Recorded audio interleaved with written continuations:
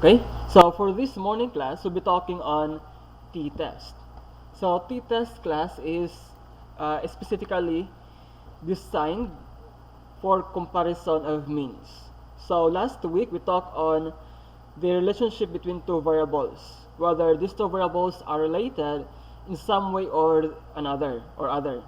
While this morning we are trying to compare the means class of one one or two groups. Okay, so hence we have class t-test. Okay, so in class, and t-test is used to compare the means of one or two groups. Say for example, you want the class to compare whether the GPA of grade 9 diamond is the same with the GPA of grade 9 emerald students. So you wanted to find out class whether the difference between the GPA of diamond and emerald is should I say class is not significantly different. So I mean to say the difference class is not significant.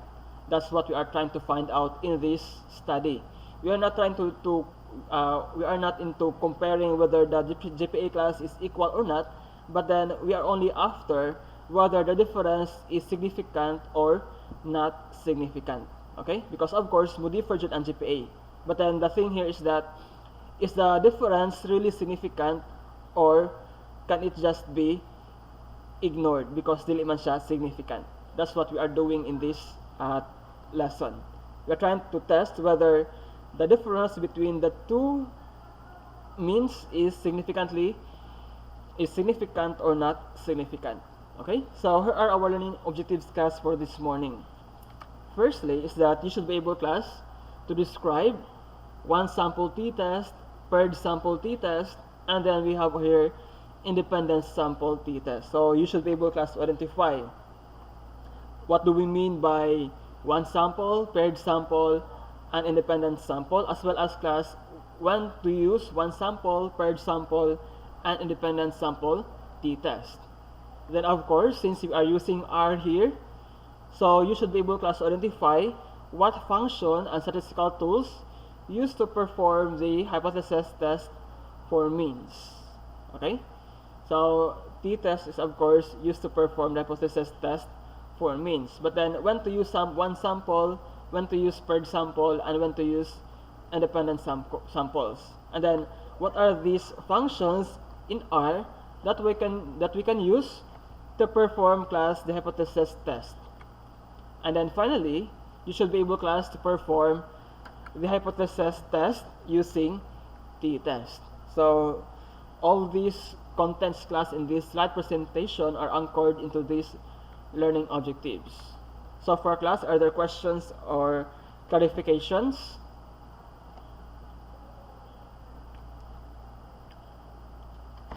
So okay, so if there's none, class, maybe we can now start. So t-test, class, is actually the statistical tool used to compare the means of one or two groups. Okay, one or two ra na siya ang t-test. Although, class, you can perform more than you can compare means of more than two groups, but then it will take time because you have to enumerate the possible combination, class, of two groups, because ang t-test is only limited up to, you can only compare up to two groups. So there's another statistical tool used to compare, class, the means of three or more groups.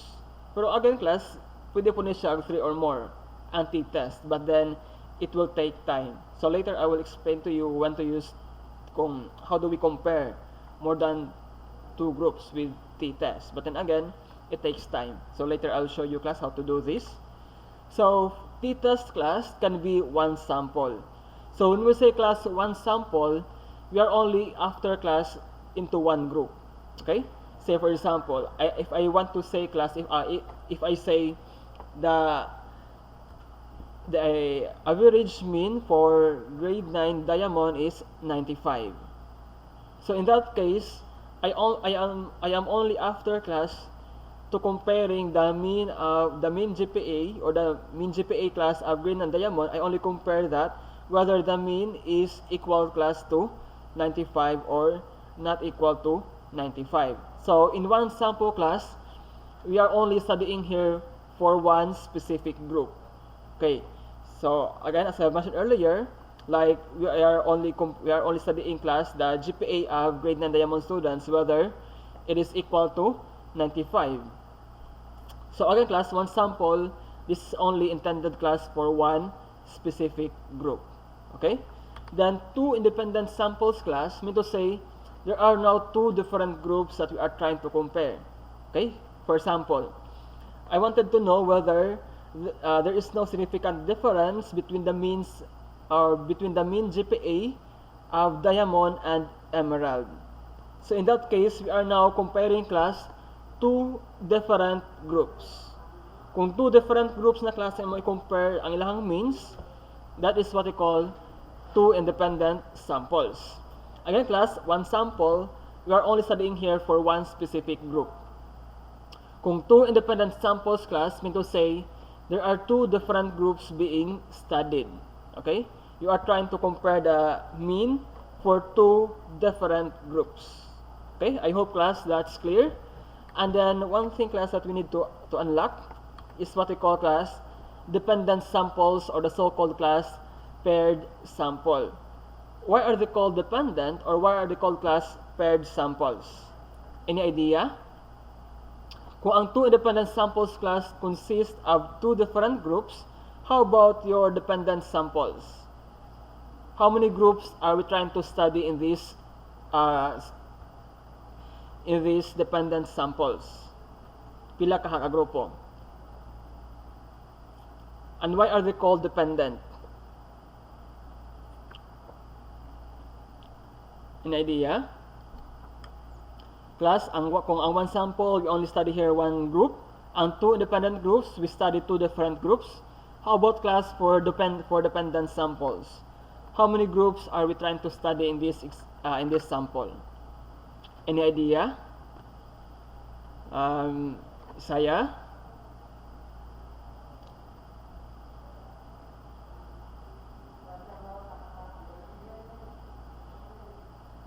Okay. How about Cheska? Pila ka hakas grupo ang studyhan dire?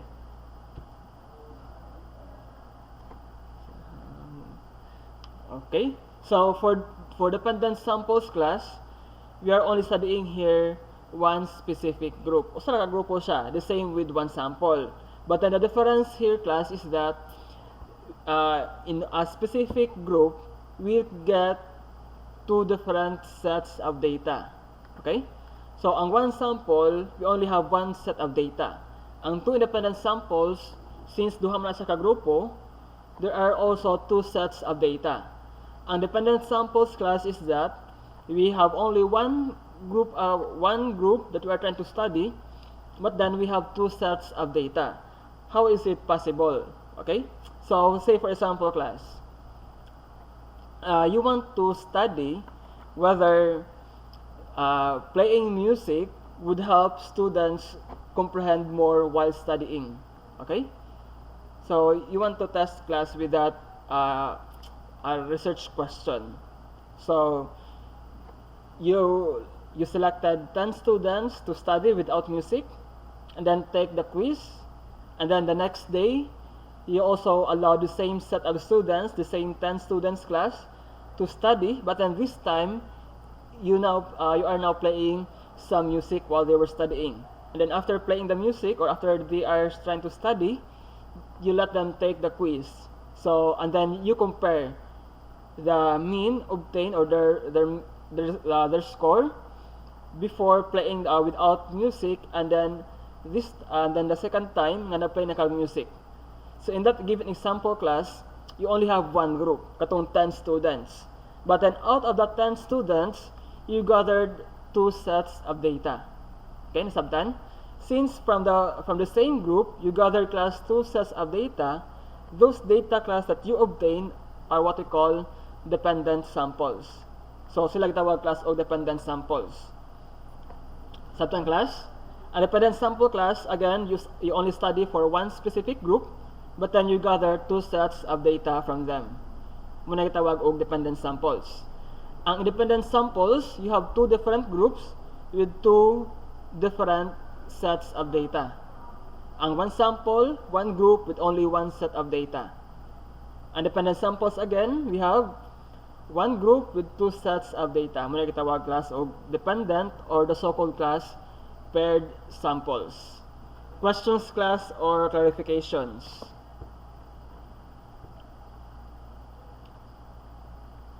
Class, are there questions? Nasabtan na class, ang one sample, paired sample, and independent samples. So let's focus class. Let's start with one sample t-test. Okay? With one sample t-test class again, we are only studying here class with one specific group of respondents. And then we are only after class whether we have here a mean, a hypothesized mean, and then we want to compare whether the hypothesized mean is significantly the same with the actual mean for that specific group. Okay? One sample class, we only study for one specific group. So, say for example class, we have here this problem. Okay, kindly read, Ava.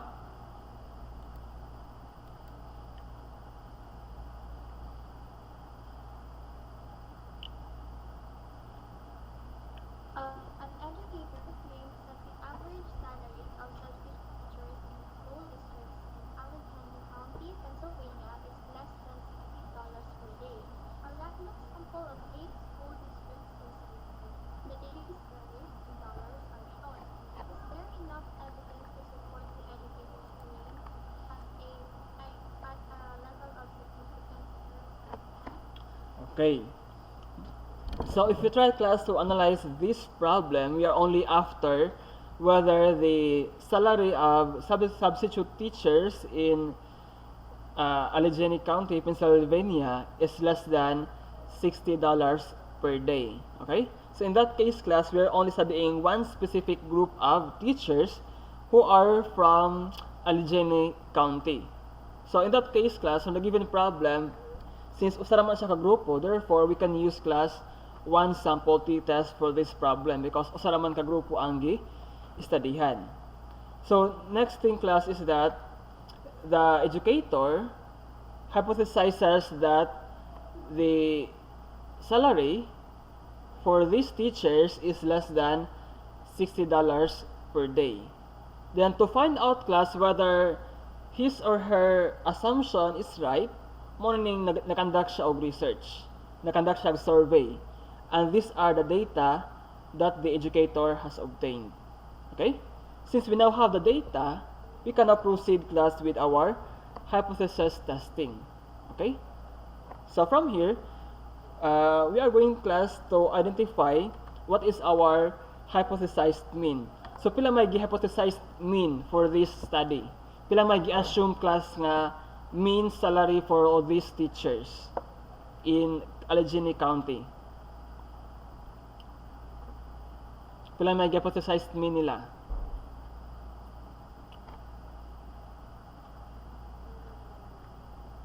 Lara?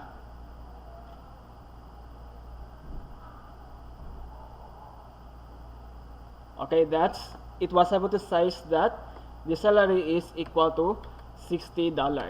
So that's our hypothesized mean. So pila may assumed mean in the given problem, which in this example, this assumed to be equal to $60. So how do we state our null hypothesis? So take note class that our null hypothesis is statement of equality. So how do we state class our null hypothesis for this problem?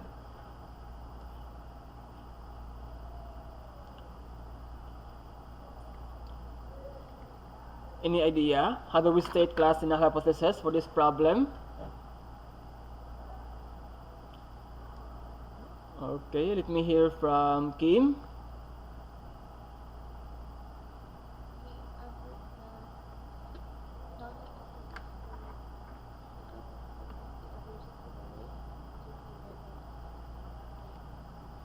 Okay, that's correct. So the average salary of an educator is equal to $60. So that's your clue, because your null hypothesis class is always statement of equality. Therefore, you will state that the average salary of an educator is $60 in Allegheny County. How about class for our alternative hypothesis? How will you state the alternative hypothesis for this problem? Shello, are you there? Calves, how will you state your alternative hypothesis for this problem?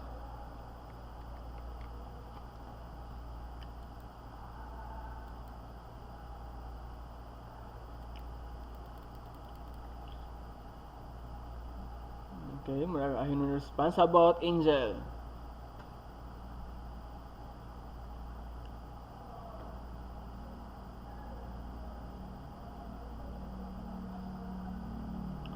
Okay, class, are we going to say that the average salary of an educator is not equal to $60?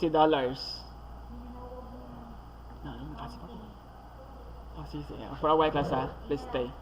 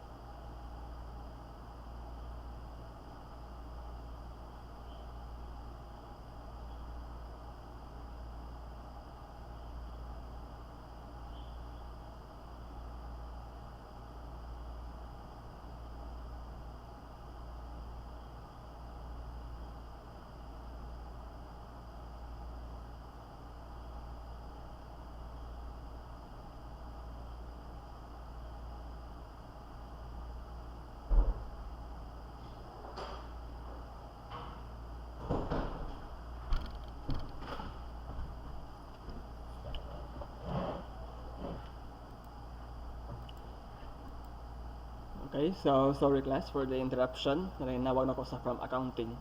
Okay, so again, so are you going to state class that the salary is not equal to $60, or shall you say that the salary is less than $60?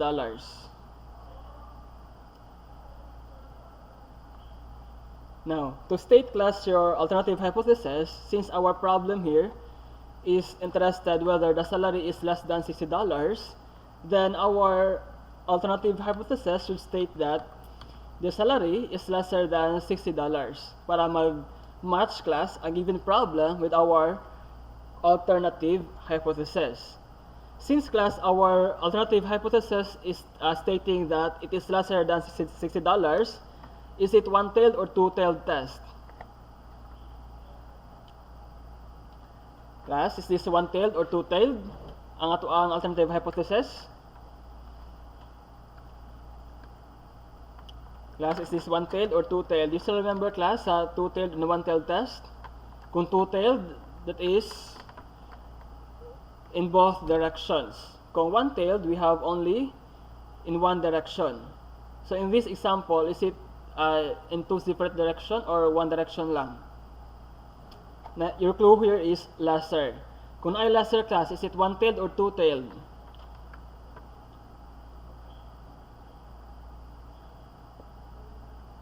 Cheska?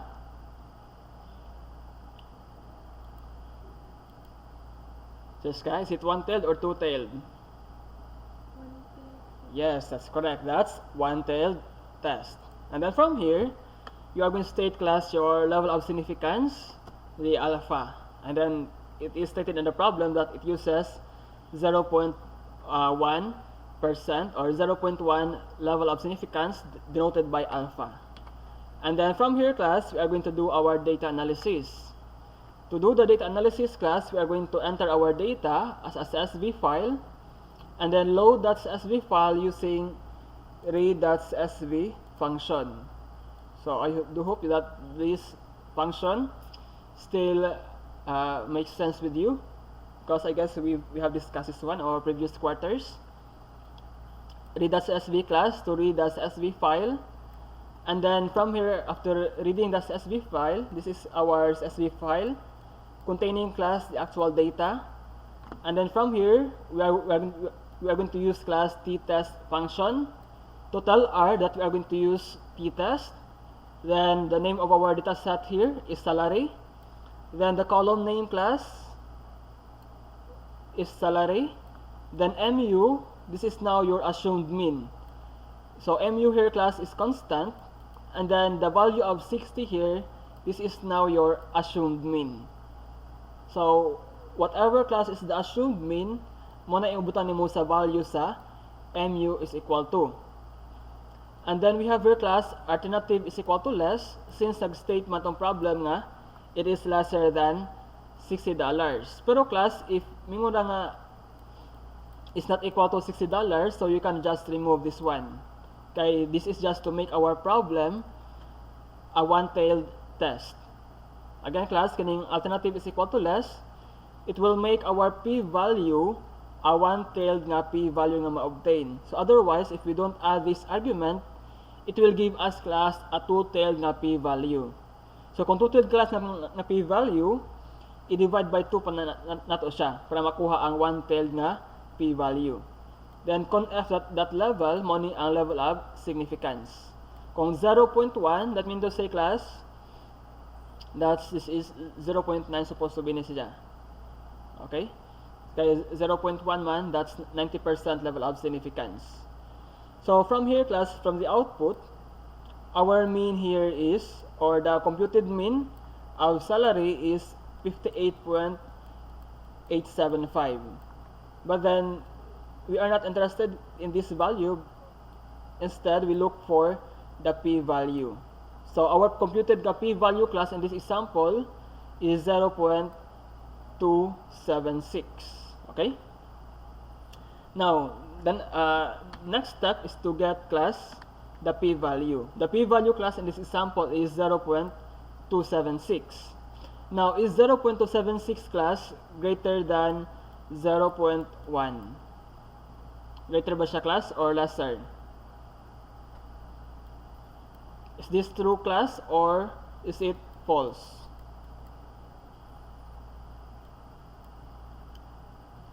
Ang 0.276, class, is greater than 0.1. So, basically, class, ang 0.276 is greater than 0.01 or 0.1, which will lead us, class, to make a decision to accept our null hypothesis. Since, class, we accepted our null hypothesis, what conclusion can we make? Can we conclude, class, that the mean is that the average salary is equal to $60, or can we conclude that it is lesser than $60?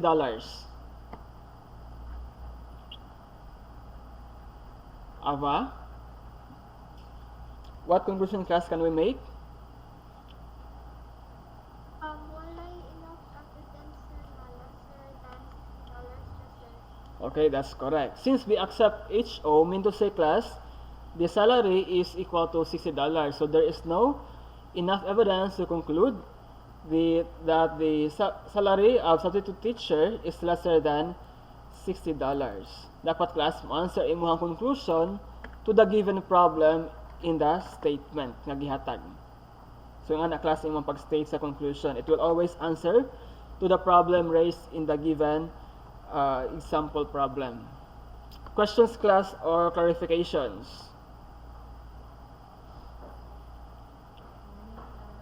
Are there questions class? So if there's none, let's proceed with another statistical tool to use. Okay? Nabatal under example day. Can you read Isaiah?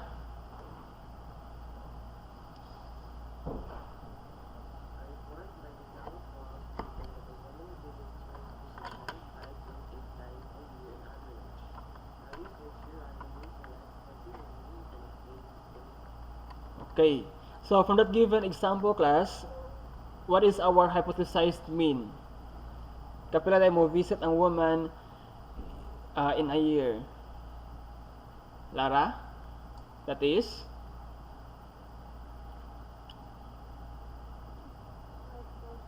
Okay, the hypothesized mean here is 5.8. So the question here is that, can it be concluded that the average visit is still 5.8 per year? That's your research question. Okay? So to answer this research question, we are going to do class hypothesis testing. So the same with your research, I do hope class that you can relate this with your research problem. You have the research statement, then here comes your question. To answer your research question, you are conducting survey. So again, the hypothesized mean is 5.8. Then how about class our null hypothesis? Kim?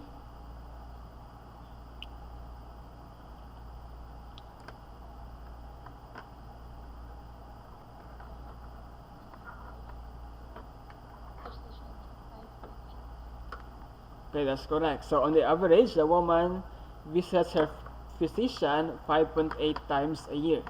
How about our alternative hypothesis? Shello. Calves?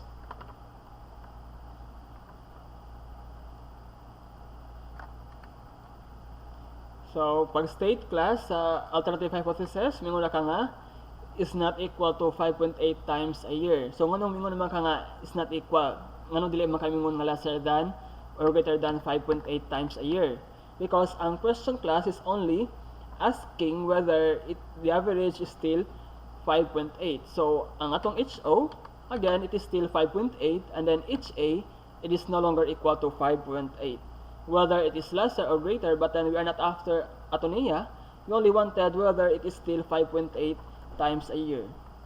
Then the alpha, since the level of significance, it was not explicitly designed, or yes, it was stated at 5%. Therefore, our level of significance here is 0.05. And then to analyze the data, again, we are going to encode the data as a CSV file, and then use the read.csv function to import the CSV file named as vsets.csv. So our vsets here, this is now our data frame. Since we don't have our data frame, we are going now to do the hypothesis test. T-test, then vsets class mo na imuhang data frame. Then vsets here, this is your column name. Okay? Vsets class, this is this one. And then vsets here mo na ang column name. Then mu is equal to 5.8. So mu class, again, this is your assumed mean. Then note class nga wala natin nag-add og conf that level because we are using 5% level of significance. By default class, ang level of significance is 0.05. Then we don't add the argument alternative is equal to less because we are doing class a two-tailed test. Two-tailed siya because our HA only state that it is not equal to 5.8. And then after class, doing the data analysis, we are going to look at the p-value and then the mean. So the mean of x, or this one, the mean for this set of data class is 3.85, and then the p-value is 0.00261. So step 3, get the p-value, which is equal to 0.00261. 0.0261. Then our level of significance class is 0.05. What decision can you make, class, from this data? Are you going to accept HO or reject HO?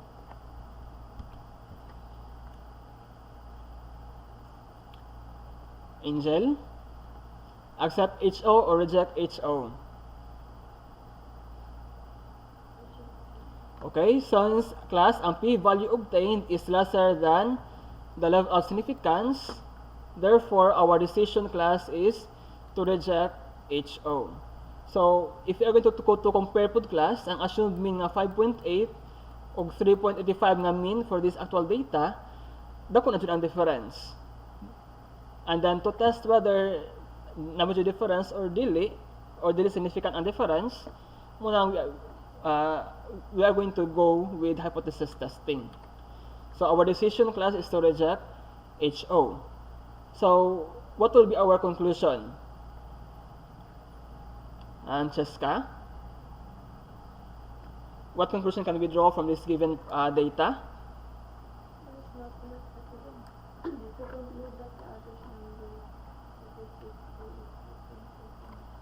Okay, that's correct. So there is not enough evidence to conclude that the average number of visits per year is still 5.8 times a year. So, wala nga na. So, if we're going to take a look, class, in our data pod, then we could say nga niubos ang average visit per year. So, from 5.8, it was now equal to 3.85 times a year. Question, class, or clarification for one sample t-test? Last other questions?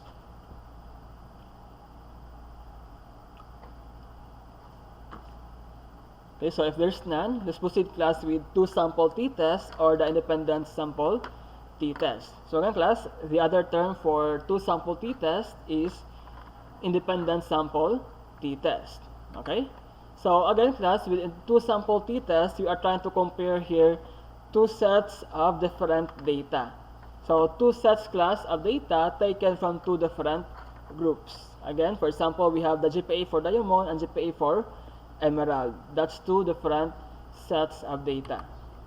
And then to perform two sample t-tests using R, we are going to use, class, the t-test function, and then our data set name, then the column name A and column name B. Then from two-tailed to one-tailed, just add, class, this argument alternative is equal to less para mahimo siyang one-tailed imong study. Then to change the level of significance, change, class, the conf dot level. Okay? So we have here this sample problem. Can you read, Ava?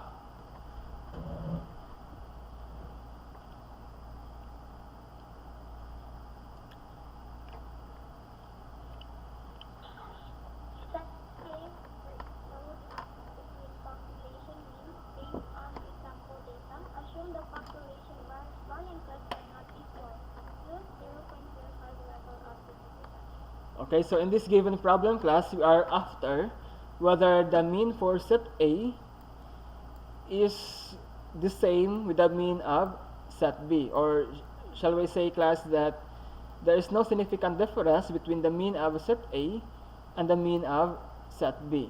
So, kung ang difference ba is significant or not significant ang difference between the mean of set A and set B. So, firstly, is to state, class, our null hypothesis.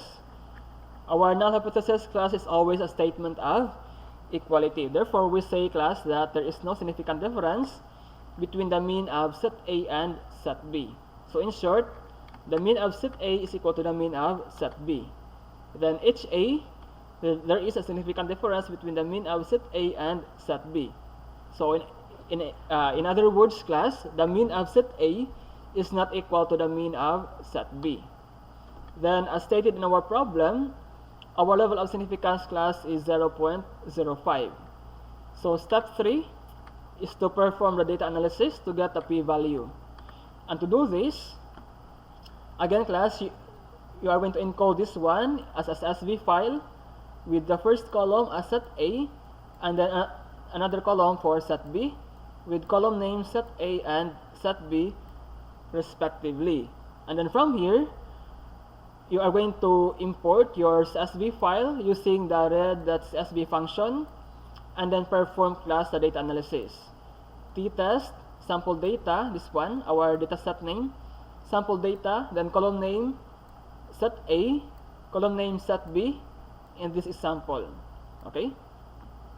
And then from here, you can take a look the mean of x, this one is your x, and mean of y, this is your column y. 36.70 ang mean sa set A, ang mean po sa set B is 33.77. Then here is our p-value. P-value obtained is 0.02. Since our level of significance class is 0.05, what decision can you make? Accept or reject HO? Mihiya? Sai? Okay, since ang p-value is again lesser than the level of significance, therefore we are going to reject HO. And then finally, what conclusion can we make? Lara?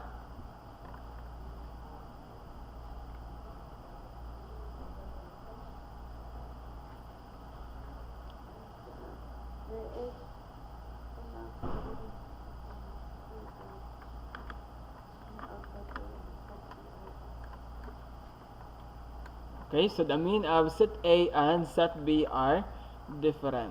So, ang difference class is significant. So, ang difference class, the mean of set A and the difference also with the mean of set B is significant. So, mo-matter class ang difference sa mean sa set A and set B. So, kung ato pong tan-aon, ang 36 o 33, dako pud ang gap. So, based on that given conclusion, therefore, that's the difference really is significant. Question class or clarifications on two sample t-test.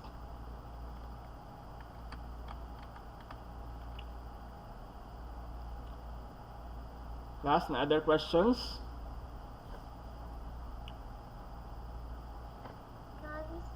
Okay, so if there's none, so we'll just go through with this another example.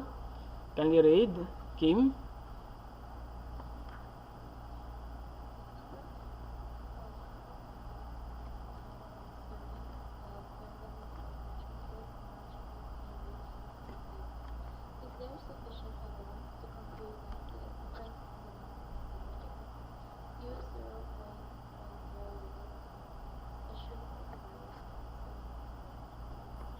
Okay, so in this given problem class, we are after whether the mean number of grams for carbohydrates is the same with chocolate and non-chocolate candy. So, ito yung compare class ang number of grams for carbohydrates. So, since we have class 2 sets of data and then taken from two different groups, therefore we can use two sample t-test. So again, our HO is a statement class of equality. Therefore, we state that there is no significant difference between the mean number of carbohydrates for chocolate and non-chocolate candy. Then HA is a statement of inequality. Therefore, we state that there is a significant difference between these two types of candy. And then our level of significance is 0.1. From the given problem. Then again, to do the data analysis, we encode our data as a CSV file with one column for chocolate and another column class for non-chocolate candy. Then import the CSV file using the read.csv function, and then after reading that one, do the data analysis. Use t-test to tell R that we are going to use t-test. Then the data set here is candies, and then the columns chocolate and non-chocolate candy. Then you can take a look on their means. Mean of x, this one for chocolate, and mean of y for non-chocolate candy. Then our p-value here class is 0.246. Our level of significance is 0.1, if I'm not mistaken. Okay, that's 0.1. Okay, So based on the given p-value class, are we going to accept or reject HO? Answers ka? Accept or reject HO?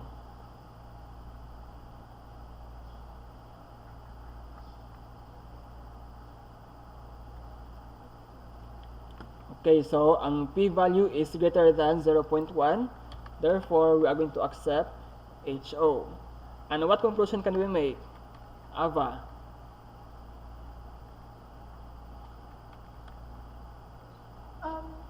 There is no sufficient evidence, sir. Okay, nga different, nga nag-differ ilahang mean. Okay, so mean to say class, the mean number of grams of carbohydrates between chocolate and non-chocolate candy is equal. So ang difference is not significant. Okay? Question class or clarification. Though nag-difference class, pero again, as stated here, ang difference is not significant. Okay? So, dili siya necessarily nga equal, pero again, ang difference is not significant. So, should I say class nga negligible ang difference between the mean of X or between the mean of chocolate and non-chocolate candy. So, again, that's independent sample t-test. Then finally, class, we have paired sample t-test. So, kung paired sample t-test again, class, we only study as one sample group or one group, but then we gather two sets of data. So, this is otherwise known as related samples, paired samples, or dependent samples. So, please take note, class, of those different terms. Paired samples, dependent samples, and related samples. We are just referring here to two sets of data taken from the same group. And to do this, we still use class the t-test function, but then we add here the argument paired is equal to t. Paired is equal to t, class, mean to say again, we are going to use paired sample t-test. And then from two-tailed to one-tailed, add the argument alternative is equal to less. And then to change class the level of significance, add the level of significance argument conf that level. And then from here, we can now start performing our data analysis. So we have here to test the claim that there is no difference between these paired samples of data using 0.05 level of significance. So set A here, and we have here set B. So again, more or less, class, we have the same format to state our HO and HA, both for independent samples and paired samples. So HO again, statement of equality. Therefore, we state that the mean of set A is equal to the mean of set B. Then HA is a statement of inequality. Therefore, we state that the mean of set A is not equal to the mean of set B. Then our level of significance for this problem is 0.05. And then step 3 is to analyze our data using R. And then we get here the p-value of 0.325. Since our p-value, class, is greater than 0.05, therefore we are going to accept HO. So what conclusion can we make? Saya? What will be our conclusion?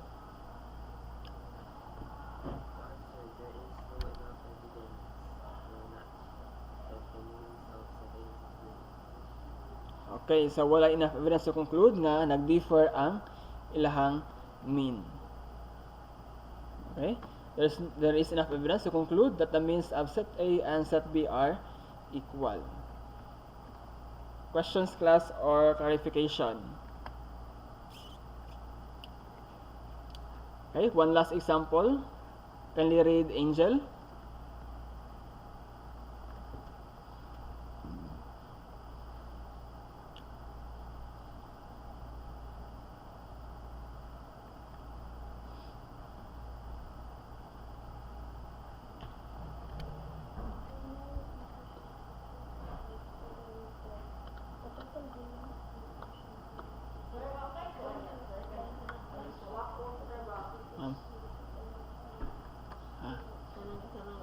vacuum nga.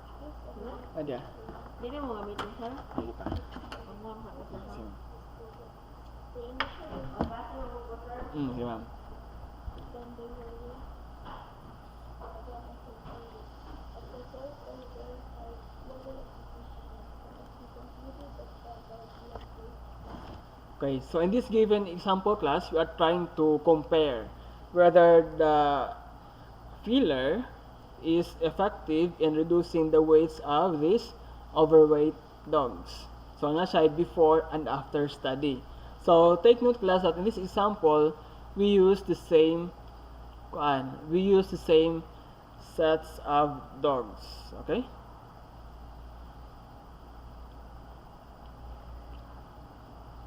So in this study, so nasa before and after. So same sets of dogs, and then iha lang compare ang weights. So before adding the this yang gitawag og filler, iyang gi-measure ang weight sa dogs, and then after adding the after adding the filler, iyan na pong gi-measure ang weight sa dogs. So in this example, this can be analyzed using paired sample. Nganong paired sample man? Because again, the same set of respondents with two sets of data. So if you analyze class, if you ang problem, automatic na ang paired sample t-test. So how will you state our null hypothesis for this problem? State naman. So there's no significant difference between the mean weight of dogs before and after treatment. So mean to say class, the mean weight of dogs before treatment is equal to the mean weight of dogs after treatment. Then yung HA, how about class the HA? How will you state your alternative hypothesis for this problem? How about Lara?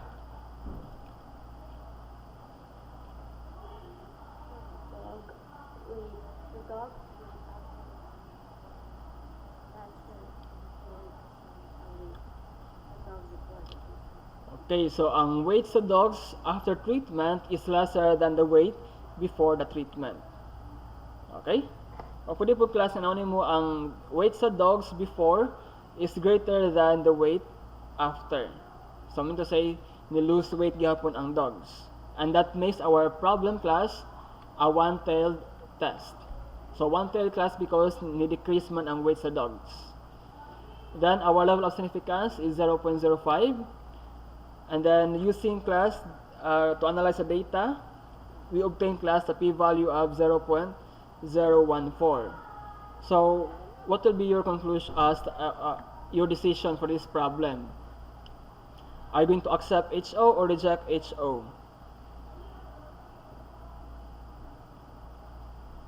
Kim?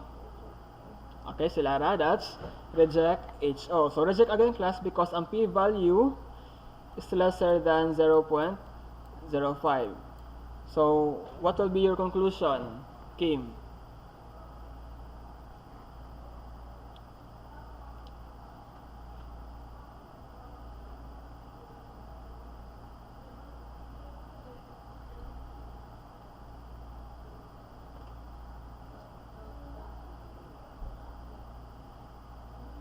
Okay, so mean to say class, effective ang calorie filler nga gihimo sa researcher o sa veterinary doctor in losing the weight of dogs. Kaya ni-decrease mo dyan ang weight nila based on that given study. So questions class or clarifications?